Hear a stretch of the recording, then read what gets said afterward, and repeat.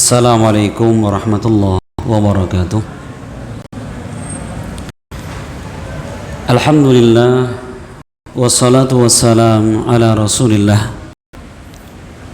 wa ala alihi wa ashabihi wa man walah. Wa asyhadu an la ilaha illallah wahdahu la syarika lah, wa asyhadu anna Muhammadan abduhu wa rasuluh sallallahu alaihi wa ala alihi wa sallam. Qala Allah subhanahu wa ta'ala, ya ayyuhalladzina amanu taqullaha haqqa tuqatih wa la tamutunna illa wa antum muslimun. Ya ayyuhan nasu taqu rabbakumul ladzi khalaqakum min nafsin wahidah wa khalaqa minha zawjaha wa batha minhuma rijalan katsiran wa nisaa wattaqullaha alladzi tasaaluna bihi wal arham innallaha kana 'alaikum raqiba. Ya ayyuhalladzina amanu taqullaha wa qulu qawlan sadida yuslih lakum a'malakum wa yaghfir lakum dhunubakum wa may yuti'illaha wa rasulahu faqad faza fawzan 'azima. Amma ba'd.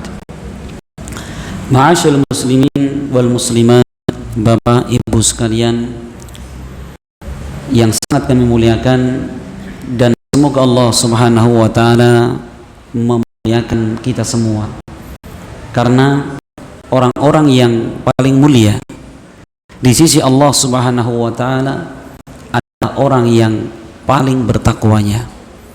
Sebagaimana Allah subhanahu wa ta'ala menyebutkan dalam sebuah ayatnya, inna akramakum indallahi atqakum, sesungguhnya orang yang paling mulia antara kalian di sisi Allah Subhanahu wa taala adalah yang paling bertakwanya. Maka di dalam ayat yang mulia ini menggambarkan kepada kita dan menjelaskan kepada kita bahwa hakikat kemuliaan seorang hamba di sisi Allah Subhanahu wa taala adalah diukur dengan ketakwaan, bukan diukur dengan kekayaan, bukan diukur dengan jabatan, bukan diukur dengan ketenaran. Itu semua tidak berpengaruh di hadapan Allah Subhanahu wa taala. Bentuk fisik, jumlah harta sama sekali tidak menjadi perhatian Allah Subhanahu wa taala.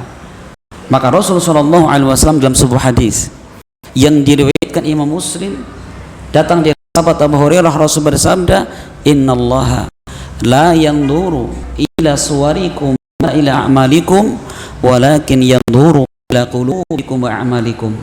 Sesungguhnya Allah Subhanahu wa taala tidak memperhatikan wajah-wajah kalian dan fisik-fisik kalian, tetapi yang Allah perhatikan adalah hati dan amalan kalian. Hati dan amalan kalian, yaitu hati yang paling ikhlasnya dan amalan yang paling takwanya, itu yang menjadi pandangan Allah Subhanahu wa taala.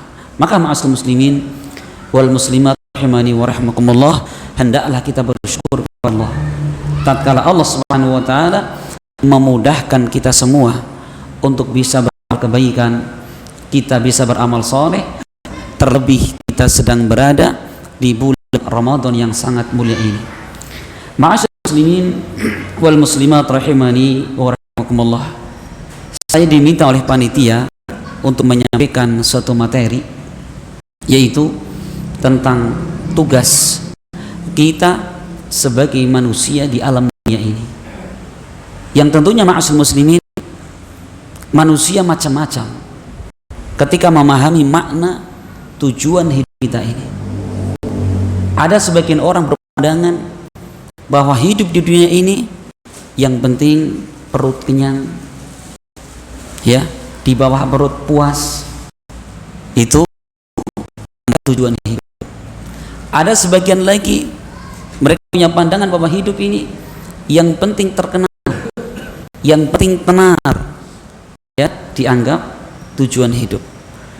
Maka tentunya ma'asyiral muslimin rahimani wa rahimakumullah, kita sebagai seorang muslim tatkala membicarakan suatu masalah besar, tujuan hidup kita ini apa, tugas kita itu apa, maka kita akan melihat Bagaimana sang pencipta ini menjelaskan tentang hakikat hidup kita. Tugas kita itu apa sih? Allah tiba-tiba adakan kita di dunia ini. Maka di dalam Al-Quran Allah Subhanahu wa ta'ala mengingatkan kepada kita. Di antaranya di dalam surat Al-Mu'minun ayat ke-115. Allah berfirman, "Am hasibtum anna khalaqnakum abathan wa annakum ila la turja'un?"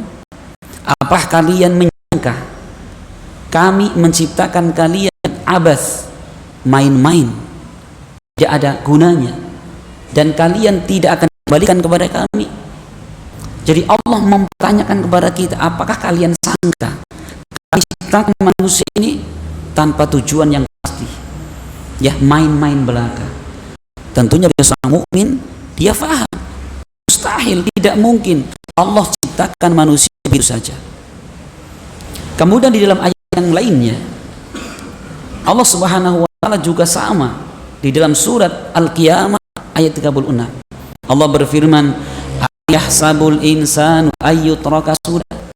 Apakah manusia mengira dia diciptakan di dunia kemudian dibiarkan begitu saja? Silahkan mau makan, mau minum, kawin, buang air, beranak-anak, mati.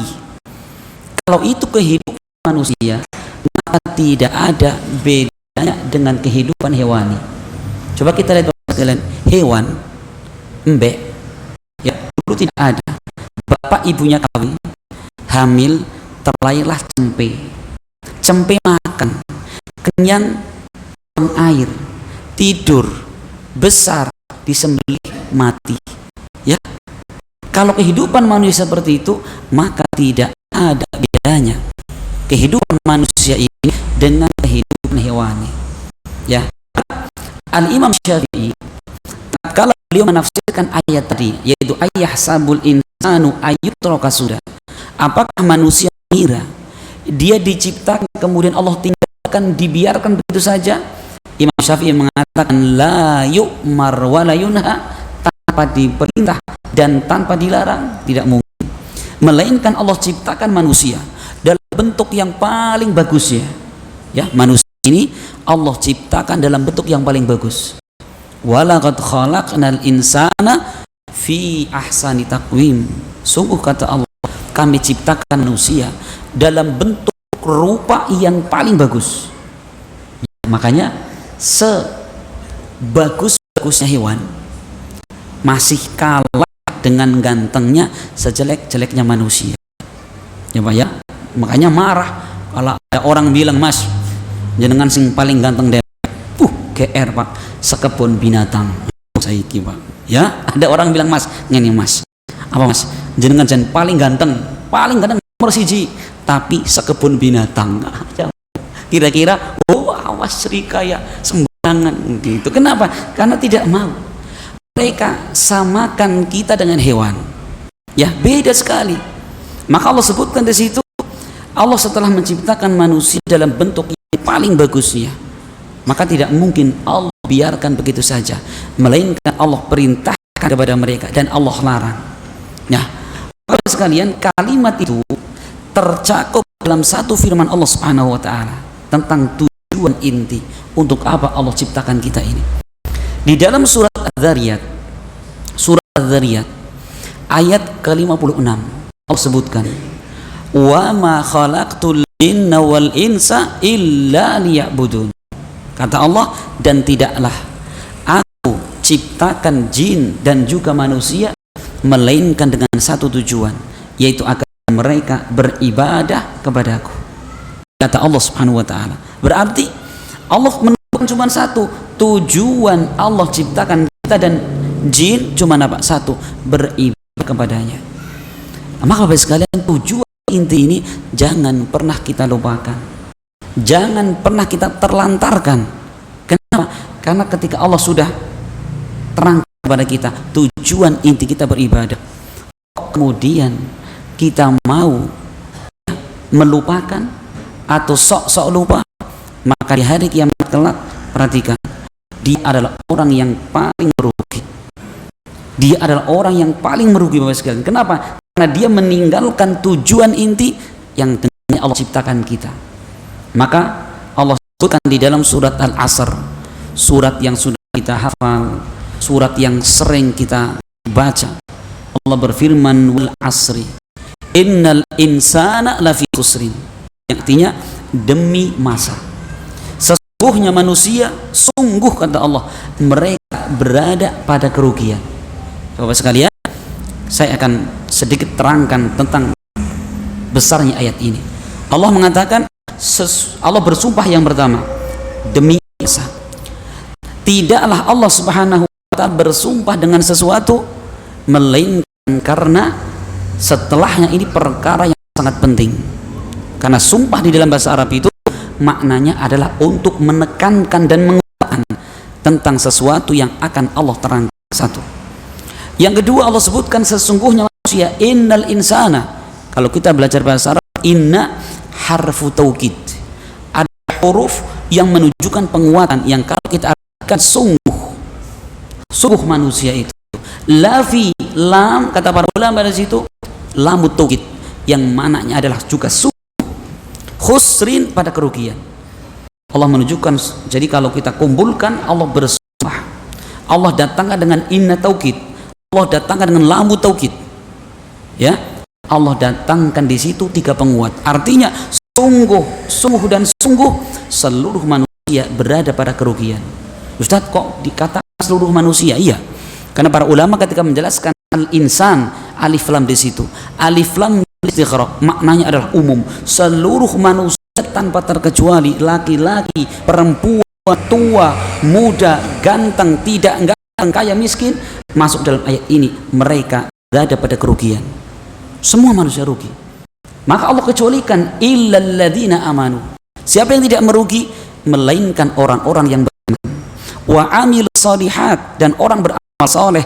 Wa tawassaw bil haq, mereka saling mewasiatkan di atas kebenaran. Wa tawassaw bis sabr, dan saling mewasiatkan di atas kesabaran.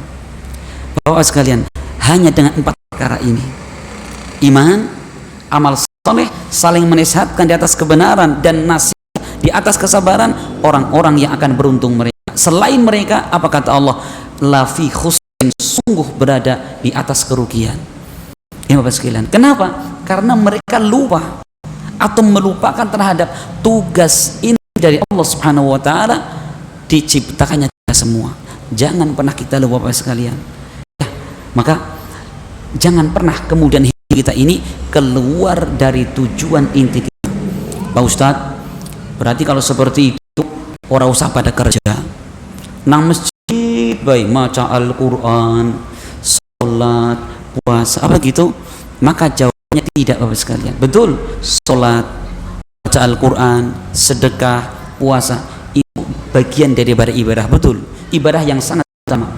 Namun para ulama ketika menjelaskan tentang makna ibadah yang Allah dengannya menciptakan manusia, bukan sesempit makna itu.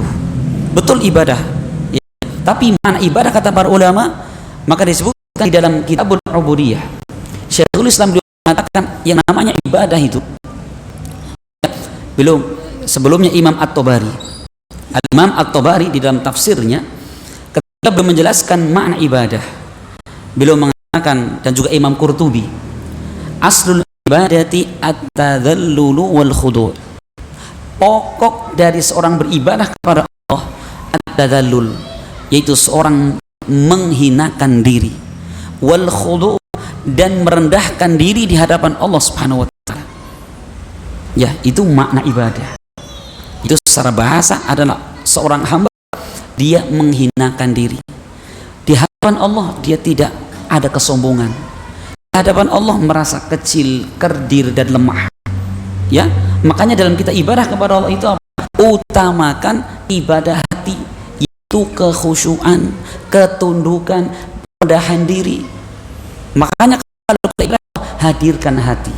Kita puasa, jangan sekedar puasa, ya, karena puasa yang Allah janjikan dengannya dihapuskan dosa, tidak sembarang puasa, tetapi puasa yang dibarengi dengan 2 hal.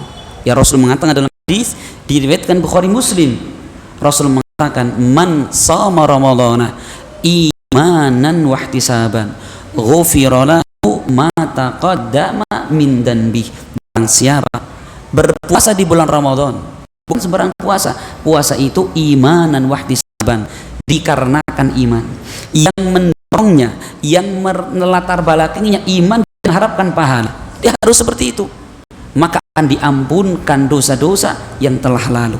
Berarti kalau ada orang berpuasa, kenapa rikuh karo tangga teparu? Masa Islam berpuasa?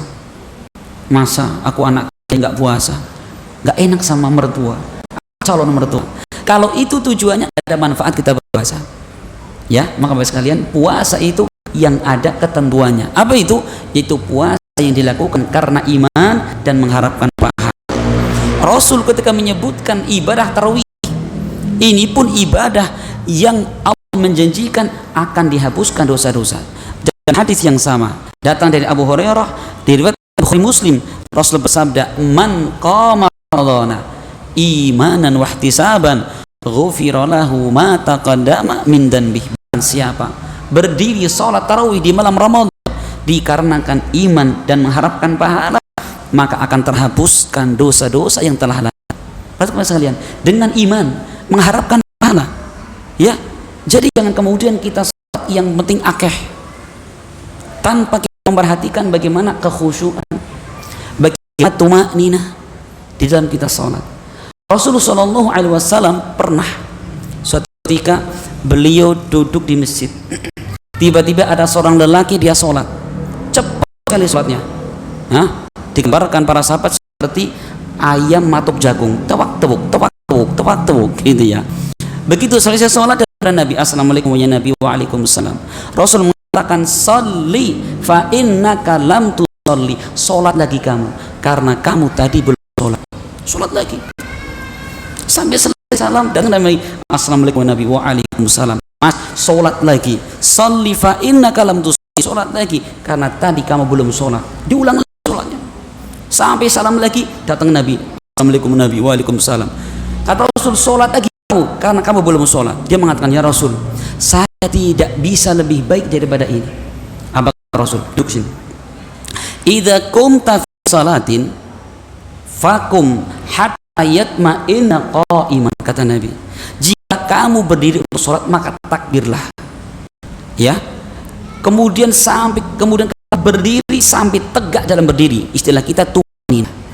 Tsummarka hatta yatma'inna ruku'an atau raki'an. Ruku'lah sampai tumakninah ketika engkau ruku'. Apa tumakninah itu? Tenang. Tenang. Kemudian kamu berdiri lagi i'tidal sampai kamu tumakninah ketika berdiri. Masya Allah Bapak sekalian, orang ini baru, oh ternyata gitu Kanjeng Nabi. Ya, ibadah itu perlu ada tuntunan Nabi SAW. Maka kalau ibadah seperti itu namanya al-khudu'u wa tadzallul, yaitu ibadah yang dibarengi dengan apa? Dengan kerendahan dan penghinaan di hadapan Allah Subhanahu wa taala. Ya. Maka Bapak sekalian, dengan itulah seorang akan mendapatkan pahala besar atau sedikit. Itu kehadiran hati. Maka Rasul pernah bersabda, antara manusia ada yang ketika sholat hanya mendapatkan pahala cuman 1/10-nya, ada yang mendapatkan cuman 1/9-nya, ada yang mendapatkan cuman 1/8, 1/7, 1/6, setengahnya. Apa yang menentukan? Rasul mengatakan yang menentukan adalah kehadiran hati. Maka Syekhul Islam beliau mengatakan dalam kitabnya Manhajus Sunnah, beliau mengatakan innamal a'malu yatafadalu bitafaduli ma fil qalbi minal imani wal ikhlas. Amalan itu bertingkat-tingkat dari sisi pahala. Apa yang menentukan? Yang menentukannya adalah keadaan hatinya berupa iman dan ikhlas. Itu ya, itu kalian. Kalau kita menginginkan pahala besar, jangan kita kejar jumlahnya, tapi kita kejar kualitas kekhusyuan, kemudian kita merenungkan apa yang kita lakukan dan kita baca. Belum mengatakan kemudian fa innar rajulaini la yakunu maqamahuma fis safi wahidan wa baina salataihima ma baina samai wal ard. Maka boleh jadi ada dua orang sama-sama sholat, tata caranya sama, lamanya sama, merengkelnya sama, ngantuknya sama, di dalam shaf yang sama, tapi apa? Pahala sholat dari kedua orang itu seperti langit dan bumi. Yang satu pahalanya sampai ke langit, yang satu pahalanya belesek di dalam bumi. Apa yang menentukan tadi? Yaitu kehadiran kita. Ya, jadi Bapak sekalian, kita berpuasa hadirkan hati, kita sholat hadirkan hati. Jangan pernah kemudian kita sholat dan hilang konsentrasi kita. Ya, kita mengejar yang penting banyak tanpa memikirkan bagaimana kualitas di dalam kita beribadah, maka hilang daripada makna asal ibadah. Itu apa? Yang merendahkan diri dan seorang yang menghinakan diri di hadapan Allah Subhanahu wa taala. Ini harus dibawa, harus ada setelah kita menjalankan ibadah mau sholat, mau puasa dan lain sebagainya. Ya, Bapak sekalian, ini makna ibadah secara bahasa. Adapun makna ibadah secara istilah para ulama disebutkan di dalam kitab Al-Ubudiyah, ibadah adalah ismun jami'un li kulli ma yuhibbuhu Allah wa yardah minal aqwal wal af'al al-zahirati wal batinati. Ibadah adalah sebuah nama yang mencakup segala yang Allah cintai dan Allah ridhoi. Sudah, pokoknya ucapan, perbuatan yang Allah cintai dan Allah ridhoi, baik itu ucapan, perbuatan yang nampak maupun tersembunyi, itu ibadah. Berarti kalau seperti itu, yang namanya ibadah itu ada ibadah lahir dan ada ibadah batin. Ibadah lahir seperti kita sholat, Allahu Akbar. Ibadah yang lain contohnya kita haji, ya, ada sa'i, ada tawaf, ada wukuf. Ibadah apa itu? Ibadah lahir. Nah, di sana Bapak sekalian ada ibadah yang sifatnya batin, tidak kelihatan. Itu apa? Ibadah dalam hati. Seperti cinta kita kepada Allah Subhanahu wa taala. Cinta itu ibadah Bapak sekalian. Ya. Kemudian kita tawakal, menyerahkan segala urusan kepada Allah, itu pun ibadah. Ya. Kemudian, nah ini masalah tawakal ini. Ya, seorang yang menyerahkan segala urusan kepada Allah Subhanahu wa taala, itu adalah di antara ibadah hati yang paling besarnya.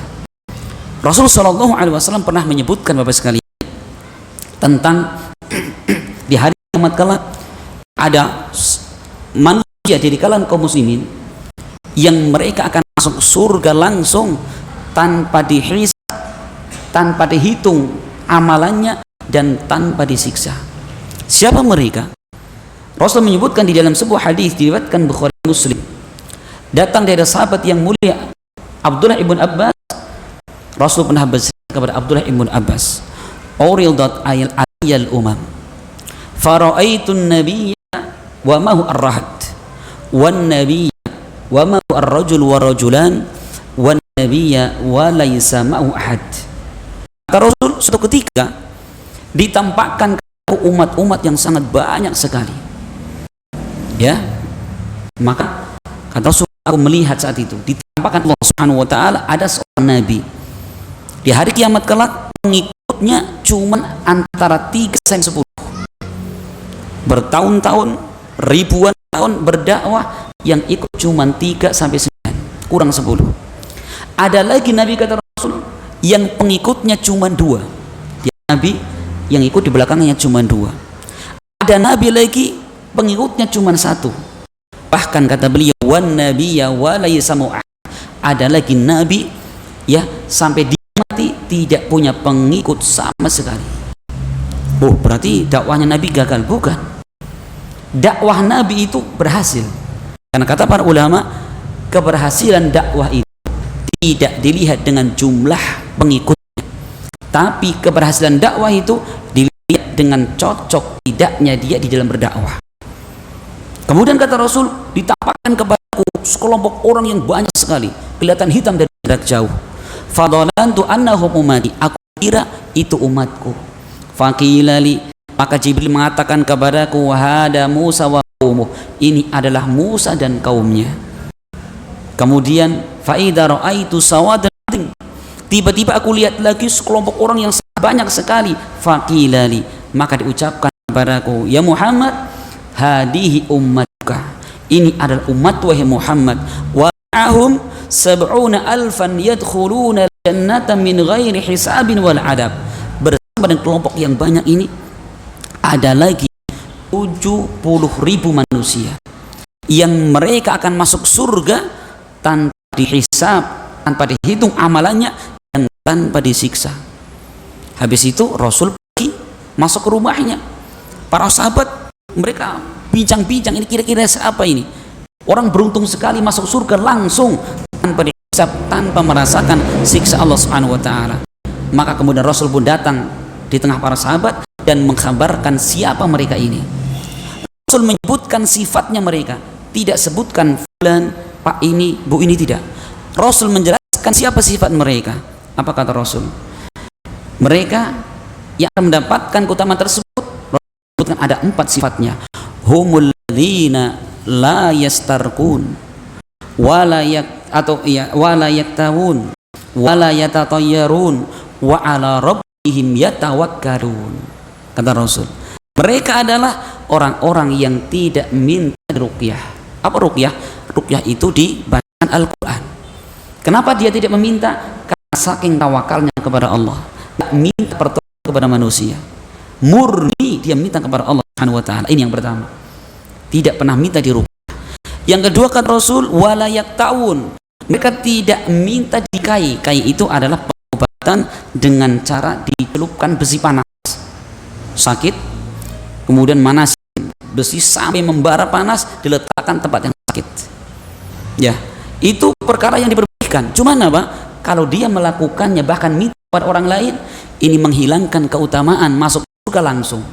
Maka Rasul mengatakan sifat mereka yang akan masuk surga langsung tidak melakukan dan tidak diminta dikai. Yang kedua. Yang ketiga, wala yatatayyarun, dan mereka tidak melakukan tatoyur. Apa tatoyur? Tatoyur itu adalah menganggap sial. Kebiasaan orang-orang jahiliyah, mereka itu sehingga dikatakan tatoyur. Tatoyur itu diambil dari kata burung. Kenapa? Karena orang jahiliyah ketika mereka hendak pergi safar jauh nyari burung, Pak, burung sendiri mungkin dilepas dari kandangnya itu ya, atau burung tetangga, mas nyari manuke kayak suruh nanggung dulu, pergi. Kalau burungnya lari ke kanan, oh ini tanda kebaikan, beruntung hari ini. Tapi kalau burungnya ke kiri, wis batal, mas, orang sudah kawin bujuk anaknya gitu ya, nggak jadi pergi. Itu orang jahiliyah, tapi nggak tahu kalau burungnya lurus lempeng depan itu ya, bingung kali itu ya. Nah itu, makanya kalau misalkan orang mau jual bakso, masak bakso, besok mau jualan ke Jakarta, nyari burung, ternyata burungnya ke kiri, mas gagal jualan hari ini. Tangan-tangan, yuk mas makan baru nih, bakso gratis. Kenapa?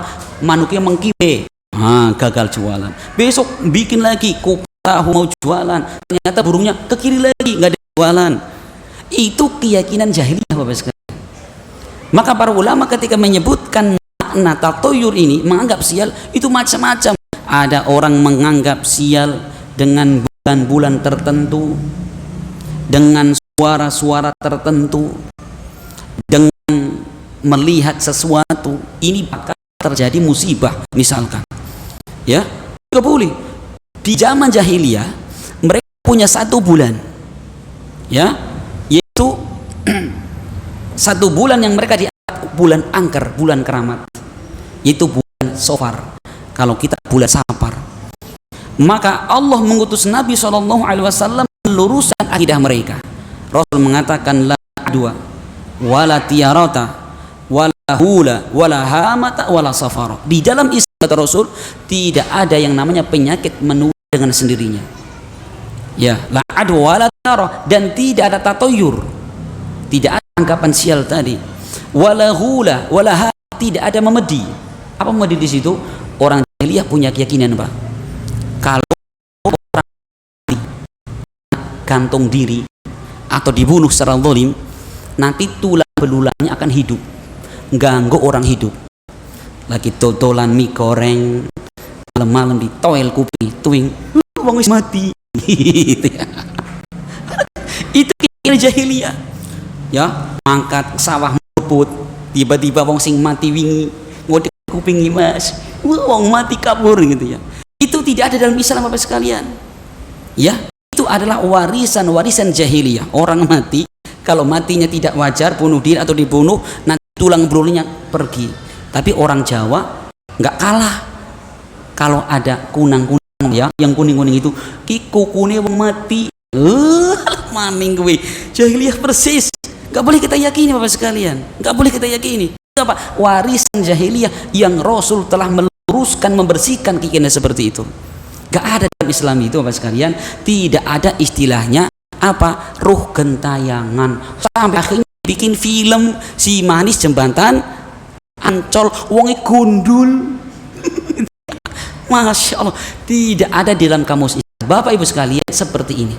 Orang begitu mati mau boro-boro mau ganggu tetangga, lagi pada motong ayam, kemudian kelitiki kumni, Bapak sekalian, Rasul menyebutkan begitu seorang rohnya dicabut, bagaimana caranya? Itu yang dicabut itu malaikat. Jika rohnya orang soleh, malaikat menyiapkan kain kafan yang sangat harum, yang itu terambil dari kain kafan surga yang sangat harum. Ya, maka si malaikat mengatakan, ya ayyatuhan nafsul mutmainnah, wahai jiwa yang bersih, jiwa yang bagus, irji'i ila rabbiki radiyatan mardiyah, keluarlah kamu menuju kepada keridhaan dan kecintaan Allah Subhanahu wa taala. Keluar dengan begitu enaknya. Kemudian roh itu ditempatkan oleh malaikat di langit yang pertama. Setiap malaikat penjaga langit, penjaga pintu langit bertanya, ini roh siapa yang sangat harum ini? Maka disebutkan rohnya fulan bin fulan. Dibukakan pintu yang pertama, terus sampai ke sana, langit kedua, tiga, satu, sampai diserahkan kepada Allah Subhanahu wa taala. Setelah itu apa? Allah kembalikan rohnya ke jasadnya, dikembalikan di alam kuburnya.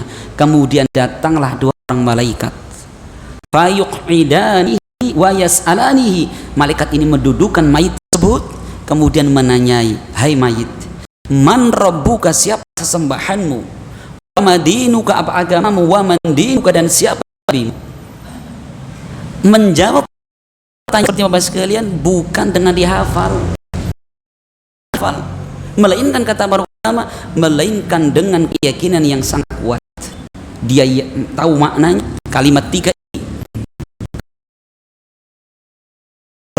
Maka ketika dia menjawab, malaikat Allah mudahkan. Maka Allah sebutkan, yutsabitullahu alladziina amanu bil qauli tsabiti fil hayati dunya wa fil akhirah. Allah akan memberikan ketetapan kepada orang-orang beriman dengan ucapan yang tetap, yaitu pertanyaan malaikat tadi, baik di dunia ini dan ketika dia di alam kuburnya. Allah berikan kekuatan. Maka kemudian Allah Subhanahu wa taala akan melebarkan, meluaskan kuburnya sejauh mata memandang. Allah bukakan satu pintu ke surga dan mengatakan, ya fulan, ini tempatmu kelak di surga. Maka kemudian malaikat, nim hatta taquma sa'ah, wahai hamba Allah, silahkan kamu tidur sampai datangnya hari kiamat. Maka hamba tersebut, orang beriman tadi, dia mendapatkan kenikmatan di dalam surga, di dalam alam kubur, maaf, dan dia tidur sampai datang hari kiamat. Dan si mayit ini berandai-andai minta kepada Allah, ya Allah, cepatkanlah datangkan hari kiamat. Gak pernah pengen keluar Bapak sekalian. Oh, jebol nang kijing sing nganggo aku, gak pernah. Itu ketika mayitnya orang yang soleh. Bagaimana kalau mayitnya orang yang khabith, orang yang jahat, yang kafir kepada Allah Subhanahu wa taala? Maka malaikat nanti akan memanggil, ya ayyatuhan nafsul khabithah, ya ukhruji. Ya, jadi malaikat mengatakan, wahai jiwa yang busuk, keluarlah kamu ila sakhati minallahi wa ghadab, menuju kemurkaan dan kebencian dan kemarahan Allah Subhanahu wa taala. Akhirnya bagaimana? Si ruhnya itu sangat susah Bapak sekalian. Ditarik malaikat, susah ditarik lagi. Begitu ditarik, bagaimana? Malaikat sudah mempersiapkan kain kafan yang terambil dari neraka. Aromanya sangat busuk Bapak sekalian. Kemudian roh itu langsung dimasukkan tanpa lama, dibungkus bawa ke langit. Lewati pintu langit, maka malaikat penjaga pintu langit selalu bertanya, ini rohnya siapa yang busuk sekali ini? Disebutkan rohnya fulan bin fulan, disebutkan nama anak dan bapaknya. Perhatikan Bapak sekalian, kalau kita punya anak yang soleh, nama kita selalu dibawa sampai hari kiamat. Tapi na'udzubillah, kalau kita punya anak yang tidak soleh, disebutkan nama kita, ini Pak ini putranya Pak ini, disebutkan apa? Ya, disebutkan tentang bapaknya. Kemudian terus naik ke langit sana. Ya, setiap pintu langit yang dilewati, maka malaikat sang penjaga bertanya, ini roh siapa yang sangat busuk sekali? Sampai setiap malaikat yang dilewati ini bau sekali nih, busuk sekali rohnya ini. Begitu sampai di atas langit ketujuh, dilemparkan rohnya itu. Maka Allah menggambarkan orang seperti ini, wa may yusyrik billah ka'annama kharra minas sama fataqtafuhu tayru aw tahwi bihi rihu fi makanin sahih. Orang-orang yang berbuat syirik kepada Allah Subhanahu wa taala seakan-akan mereka seperti orang yang terjatuh dari langit. Jatuh dari langit. Kemudian tersambar oleh burung atau terhempaskan oleh angin yang sangat kencang sehingga terbawa di tempat yang sangat jauh. Sudah akhirnya apa? Si ruh ini pun bertemu dengan jasadnya. Datang dua orang malaikat, menduduk orang tersebut, ditanya, siapa Rabbmu, siapa sesembahanmu, apa agamamu, dan siapa nabimu. Dia mengatakan, la adri sami'tu nasa yaquluna shay'an faqultu. Saya tidak tahu, saya hanya mendengarkan orang-orang berbicara, saya ikut mengucapkannya.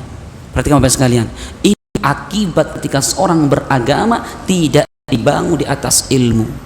Dia beragama sekedar ikut-ikutan, sekedar taklid saja. Ditanya mereka nggak bisa. Apa kemudian ya orang bisa jawab, ya dami baik. Nggak seperti itu. Enak kalau dami malaikat. Orang bisa jawab kok ya. Langsung malaikat mengambil pukulan dari besi. Mitraqatun min hadid, kata Rasul. Yang andaikan pukulan besi ini dipukulkan kepada sebuah gunung, akan hancur gunung tersebut. Dipukul si orang tersebut di punggungnya. Tepuk gitu. Jadi nggak ada kata dami mas, dami malaikat ya, dami kanca-kanca. Tidak ada. Malaikat kok diminta dami? Ya dipukul itu. Setelah itu apa? Allah Subhanahu wa taala sempitkan kuburnya sehingga apa? Ringsek tulang belangnya. Masih kita punya anggapan roh tadi mentayangan? Ya ringsek. Dia mempertanggungjawabkan amal sendiri Bapak sekalian. Maka setiap manusia ketika mati tidak pernah memikirkan siapapun melainkan memikirkan diri mereka sendiri. Guru tidak akan pernah memikirkan muridnya, anak tidak memikirkan bapaknya, ya, bapak tidak memikirkan anaknya. Masing-masing orang ini memikirkan diri mereka sendiri. Maka jangan pernah kemudian kita punya anggapan yang penting punya guru, nanti mati guru kami akan gandeng saya. Guru saja mereka sangat khawatir apakah dia Allah terima atau tidak amalannya. Ya, kok kemudian menjanjikan mau ngait orang, menyembahkan orang, itu perkara yang mustahil Bapak sekalian. Karena hari kiamat kelak setiap manusia akan datang kepada Allah masing-masing membawa pertanggungjawaban amal masing-masing. Masya Allah Bapak sekalian. Jadi kita jangan lah yang penting edek guru, edek karo Pak Kiai, Pak Ustadz. Keliru sekalian. Kita sedekat apapun dengan orang soleh tidak bisa. Rasulullah Shallallahu Alaihi Wasallam menjelang wafatnya, beliau berkata kepada putra-putra beliau, ya, beliau pernah mengatakan kepada Fatimah, ya Fatimah binta Muhammad, Fatimah putrinya Muhammad, is'ali kulla syai'in, mintalah kamu kepada urusan dunia akan saya berikan, tetapi giliran di hari kiamat Fatimah, saya tidak bisa memberikan apa-apa untukmu. Rasul kepada putranya sendiri, saya tidak bisa, melainkan dengan izin Allah Subhanahu wa taala. Rasul menyebutkan keluarga lagi, ya Bani putranya mana Abdul Manaf, ya silahkan minta kepada aku urusan dunia ini. Adapun urusan hari kiamat kelak kalian mempertanggungjawab masing-masing. Ini Bapak sekalian, ya, tidak bisa kemudian kita andalkan kepada orang lain. Ya, karena Allah mengatakan wala tazir waziratu wizra ukhra. Seorang tidak akan pernah memikul dosa orang lain. Ya, apa yang dia lakukan dia akan pikul sendiri. Kok kita mengatakan nanti tetangga kita yang mikul dosa kita? Tidak bisa. Bapak sekalian, ya, jadi Islam datang itu menjelaskan kepada kita tentang apa? Bahwa tidak ada yang namanya medhi seperti itu. Ya, orang mati kemudian bangkit kembali, tidak ada. Rasul mengatakan la adwa wala tirata wala hamah, tidak ada memedhi. Wa safara, dan tidak ada bulan safar. Maksudnya itu kalau datang bulan safar, kalau bahasa orang Jawa sapar, mereka pokoknya takut sekali. Mau bikin rumah tidak berani, takut sial, rumah ambruk.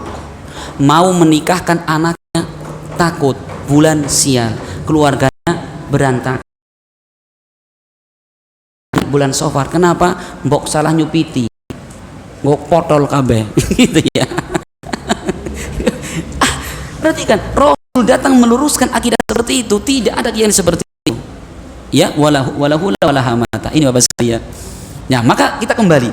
Kita sedang menjelaskan tentang 70.000 manusia yang mereka akan masuk surga langsung tanpa dihisab dan tanpa diadab. Yang pertama adalah orang yang tidak minta diruqyah. Yang kedua, orang yang mereka tidak melakukan pengobatan dengan besi panas. Yang ketiga, orang-orang yang tidak melakukan tatoyur. Tatoyur itu tadi menganggap sial. Ya, dengan bulan tertentu, dengan suara tertentu. Sering kita mendengarkan orang-orang, ada burung apa itu? Buak, bakal mati, ya kan? Kalau ada burung, wah ini bakal mati. Bapak Ibu sekalian, dimanapun burung itu berbunyi mesti ada orang mati, apalagi bunyinya di kuburan. Ya Pak ya, ada burung apa? Cicak rowo, masya Allah, manggung di atas beringin, di atas kuburan. Banyak orang mati. Orang percaya di itu apa namanya, digali semua, orang mati semua itu. Gitu. Kita tidak boleh punya keyakinan kalau ada burung tertentu menandakan ada orang mau mati. Itu masuk apa? Tatoyur yang dilarang dalam Islam. Ini sifat yang ketiga. Sifat yang keempat kata Rasul, wa ala rabbihim yatawakkalun, dan orang-orang yang mereka murni tawakalnya hanya kepada Allah Subhanahu wa taala. Ini 4 sifat ini adalah orang-orang yang mereka akan masuk ke dalam surga secara langsung tanpa dihisab dan tanpa disiksa. Bapak sekalian, saya masuk, aduh, apa iya Pak ya? Sahabat Nabi jumlahnya itu sudah ribuan. Ketika Rasul melakukan haji wada, puluhan ribu sahabat Nabi. Ya, lah kita nomor berapa? Ya, maka Bapak sekalian, pentingnya kita itu berusaha. Ya, kita coba kita renungkan 4 sahabat Nabi ini dan kita amalkan. Itu sebenarnya kalau 4 perkara ini pokoknya adalah yang paling terakhir, yaitu seorang memurnikan tawakal hanya kepada Allah Subhanahu wa taala. Itu maknanya adalah menyerahkan segala urusan kepada Allah. Ya, bukan kepada selainnya. Kita serahkan baik dalam kita menginginkan keselamatan, kesehatan, rizki, kita selamat dari mara bahaya, serahkan kepada Allah Subhanahu wa taala. Itu namanya seorang yang tawakal kepada Allah Subhanahu wa taala. Jadi Bapak sekalian, itu saya lagi menjelaskan tentang apa? Makna ibadah. Jadi ibadah itu ulang lagi adalah segala yang Allah cintai dan ridhoi, baik ucapan maupun perbuatan, baik yang nampak maupun yang sembunyi. Contoh tadi yang sekarang saya contohkan adalah ibadah yang sifatnya batin. Tadi kita cinta kepada Allah. Ya, cinta kepada Allah ini adalah pahalanya luar biasa. Sahabat yang mulia Abu Sa'id Al-Khudri, di dalam hadis yang diriwayatkan Imam Muslim, beliau pernah bercerita, suatu ketika ada seorang Badui berkata kepada Nabi, kata beliau, ya, dia mengatakan, qala al-a'rabiyyu li Rasulillah sallallahu alaihi wasallam, ya Muhammad mata sa'ah. Ada seorang Badui, dia berkata kepada Nabi, ya Muhammad, kapan datangnya hari kiamat? Bertanya dengan tidak sopan, bertanya kepada Rasul, kapan datangnya hari kiamat? Maka Rasul kemudian jawab dengan nada bertanya balik, wa ma'adattalah, apa yang engkau persiapkan untuk menghadapi hari kiamat? Masya Allah, ini pertanyaan luar biasa. Ya, maka kemudian Badui ini mengatakan, ya Rasul, hubbullahi wa rasul, aku cinta Allah dan cinta Rasulnya. Apa kata Rasul? Anta ma'aman ahbabta yaumal qiyamah, engkau di hari kiamat kelak akan bersama dengan orang-orang yang engkau cintai. Ya Bapak sekalian, jadi cinta Allah dan Rasulnya itu, dia akan dikumpulkan di hari kiamat dengan orang yang dia cintai. Sekarang muncul pertanyaan, apa yang penting cinta itu ditulis di rumah, aku cinta Nabi, I love Nabi, gitu? Tidak cukup. Maka cinta itu Bapak sekalian dibuktikan dengan apa? Dengan anggota perbuatan. Kita kalau cinta kepada tokoh misalkan, ya, apa yang kita lakukan? Kita akan mencontoh apa yang orang ini, tokoh ini kita lakukan, yang dia lakukan. Misalkan ada orang senang dengan pemain bola, ya, terkenal ini, selalu golnya udah ribuan kali.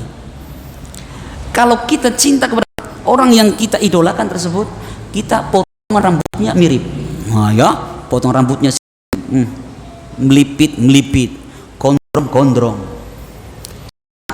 jalannya, berpakaiannya gitu Pak. Maka kalau kita cinta kepada Rasul Shallallahu Alaihi Wasallam, bagaimana buktinya? Kita ikuti ajaran beliau, ya, kita ikuti ajaran beliau Bapak sekalian.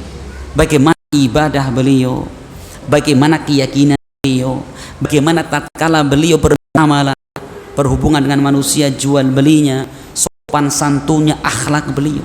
Itu makna kita mencintai Rasul Shallallahu Alaihi Wasallam. Maka termasuk kedustaan tatkala seorang mengaku cinta kepada Rasul Shallallahu Alaihi Wasallam, kemudian tidak mengikuti sunnah beliau, tidak mengikuti ajaran-ajaran beliau. Maka Rasul pernah menyebutkan Bapak sekalian kalimat yang sangat indah, ya, sebutkan dalam surat Ali Imran.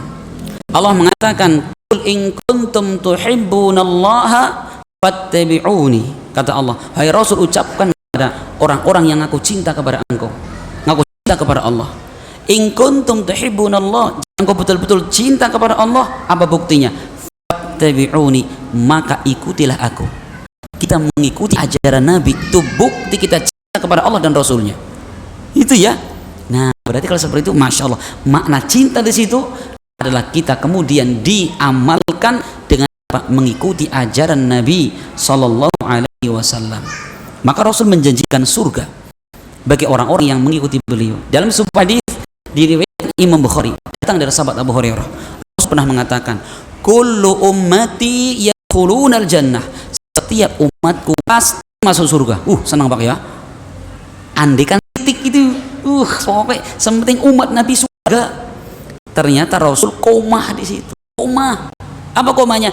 Illa man aba, kecuali orang-orang yang enggan. Maka sahabat langsung kaget, ya Rasul, ada orang akan masuk surga?